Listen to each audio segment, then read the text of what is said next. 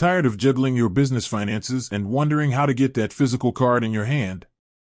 If you've just opened a Novo business checking account, you've already taken a huge step towards simplifying your money management. Now, let's get you set up with your debit card. Your Novo account comes with both a virtual card and a physical card. The virtual card is ready to use instantly, perfect for online purchases and digital payments.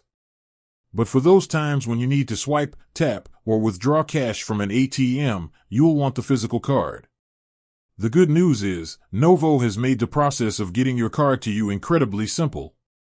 Unlike many traditional banks where you have to request a card separately, your Novo debit card is automatically put in the mail shortly after your account is approved. That's right, there's no extra step you have to take to order it. Once your application is complete and your account is active, Novo handles the rest. You should expect it to arrive at the mailing address you provided during the application process within 7 to 10 business days. It's that easy. Now, if for some reason your card doesn't show up after a couple of weeks, or if you lose it down the road, you can easily request a replacement right from the app. Just go to the More tab, select Cards, and follow the prompts to get a new one sent out. Novo also allows for one physical card and one virtual card per user, so if you have multiple users on your account, each one can get their own set of cards.